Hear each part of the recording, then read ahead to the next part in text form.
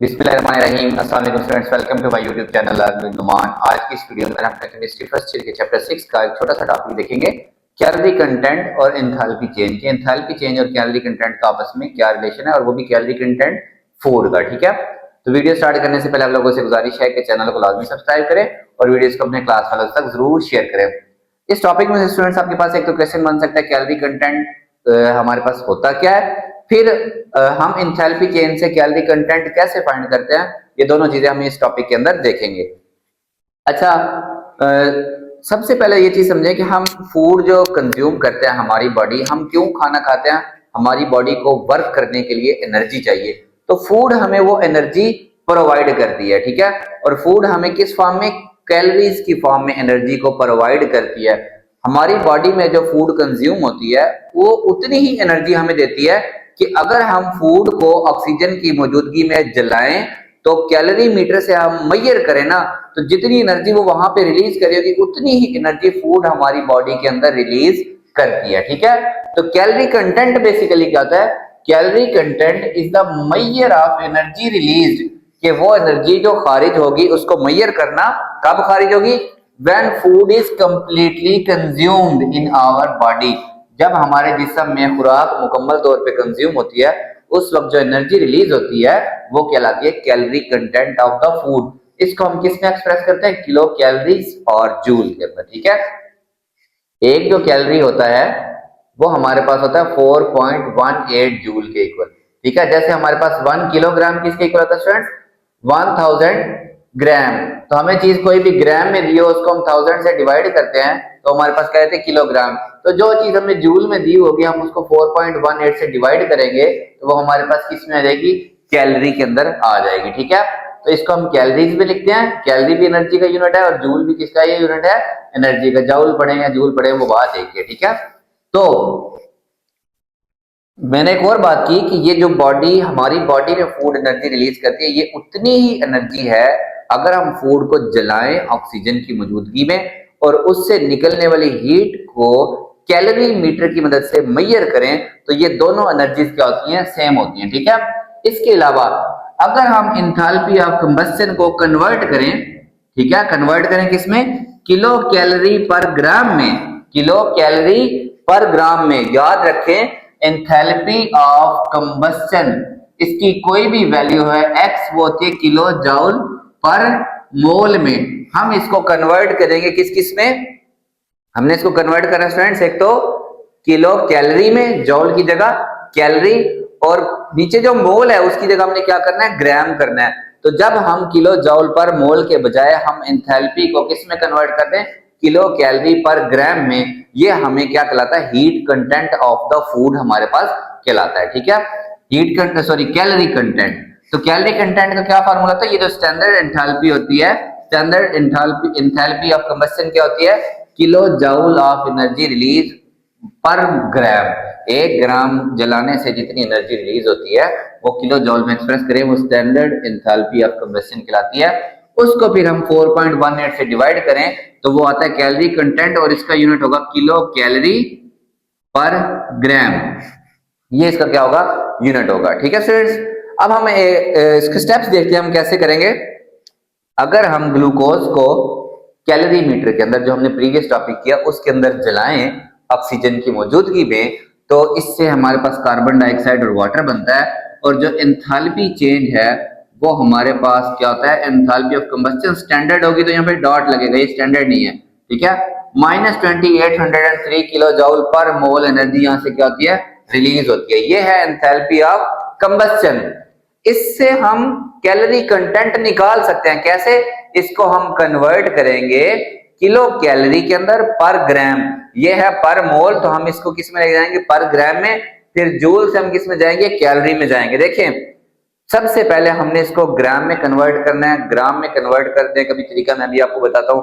फिर हमने इसको 4.18 से डिवाइड करके किलो कैलोरी में लेके जाना है। ठीक है, अच्छा ये देखें, 1 मोल ऑफ ग्लूकोज, ये रिएक्शन क्या बता रहा है, ग्लूकोज के कितने मोल है, 1 mole of glucose releases heat या has heat. Enthalpy of combustion कितनी है उसकी, 2803 किलो जाउल पर मोल। ये किसकी है? 1 मोल। और 1 का मतलब ग्लूकोज के देखिए कार्बन का एटॉमिक नंबर होता है 12 और 6 कार्बन प्लस हाइड्रोजन का होता है 1, 12 हाइड्रोजन प्लस ऑक्सीजन का होता है 16, 6 ऑक्सीजन, 16 6 96 प्लस 12 ये बन जाएगा 108 और उसमें 72 ये वाला जमा करेंगे तो 180 ग्राम पर मोल इसका मोलर मास होता है। 1 मोल का क्या मतलब? 180 ग्राम। ठीक है, तो 1 gram of glucose produces heat या हैज हीट कैपेसिटी, ये है 180 ग्राम की, तो हम इसको 180 ग्राम पर मोल से हम डिवाइड करते हैं, तो ये जो पहले किलो जाउल पर मोल में थी ये वाला मोल इस मोल से कैंसिल हो जाएगा और इससे आंसर आएगा आई थिंक 17.57। ठीक है, लेट मी कंफर्म, सॉरी 15.57। ठीक है, ये कितना आता है? 15.57। अब ये हो गया किलो जाउल पर ग्राम। ठीक है, तो पहला स्टेप हो गया, हमने उसकी क्या फाइंड की? इंथैल्पी चेंज पर ग्राम। ये 1 मोल की जो इंथैल्पी चेंज थी, एनर्जी रिलीज लिखा है ऑफ ग्लूकोज आप लिख ले, इंथैल्पी चेंज 1 मोल का। ठीक है, वो कितना था? -2803। 1 मोल में होता 180 ग्राम, तो 180 को हमने उधर डिवाइड कर दिया, तो 1 gram of glucose produces enthalpy change लिख लें, हीट के बजाय आप क्या लिखें? Enthalpy change. तो -2803 डिवाइड बाय 180 करें तो -15.57 किलो जूल पर ग्राम आ गई। ठीक है, फिर नेक्स्ट स्टेप, ये जूल में है, हमने इसको कैलोरीज में लेके जाना है, तो मैंने आपको बताया था जूल से कैलोरी में जाना, तो हम 4.18 से क्या करेंगे? डिवाइड करेंगे, तो 1 gram of glucose produces calorie content, कितना कैलोरी कंटेंट होगा? ये जो आंसर आया -15.57 ये है किलो जाउल पर ग्राम। इसको हमने डिवाइड करना 4.18 किलो जाउल पर किलो कैलोरी से, ये किलो जाउल से कट जाएगा और इसका आंसर आता है -3.72 किलो जाउल से कट के ये किलो कैलोरी डबल डिवाइड हो रहा है, ये ऊपर आएगा, किलो कैलोरी होके पर ग्राम हो जाएगा। ठीक है स्टूडेंट्स, ये हमारे पास 1 ग्राम ग्लूकोज का क्या होगा? कैलोरी कंटेंट होगा। ठीक है, कैलोरी कंटेंट क्या है? वो एनर्जी जो उसको बॉडी कंज्यूम करके हमें प्रोवाइड करेगी यूजफुल वर्क करने के लिए, हम अपनी एक्सरसाइज कर सकें, आप अपने लेसन ले सकें, आप मेमोराइज कर सकें, चीजों को समझ सकें, इस सारे काम के लिए हमारी बॉडी को चाहिए एनर्जी, और वो एनर्जी हमें कहां से मिल रही है? फूड से। याद रखें, फूड सिर्फ कंज्यूम नहीं करनी, कंज्यूम करने के बाद फूड एनर्जी बना रही है, हमने उस एनर्जी को यूटिलाइज भी करना है, हमें एक्सरसाइज करनी चाहिए, वॉक करनी चाहिए, अपने डेली रूटीन के काम करने चाहिए।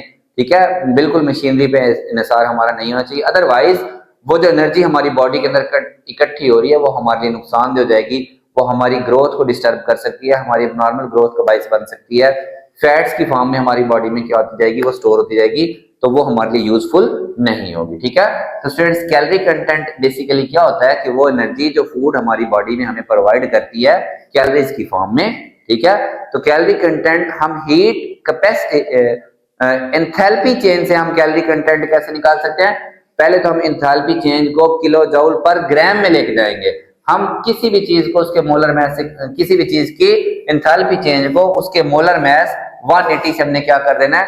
अगर ग्लूकोज है तो 180 से डिवाइड करेंगे, ये आ जाएगी उसकी स्टैंडर्ड एंथैल्पी चेंज 1 ग्राम की। फिर हमने स्टैंडर्ड एंथैल्पी चेंज को 4.18 से डिवाइड करना होता है, मैंने यहाँ पे यूनिट भी लिखा, यूनिट नहीं लिखेंगे तो कोई इशू नहीं, बाद में सिर्फ आपने किलो कैलोरी पर ग्राम उसका क्या लिख देना है? यूनिट लिख देना था। ये हमारे पास 1 ग्राम ग्लूकोज का क्या होगा? कैलोरी कंटेंट होगा।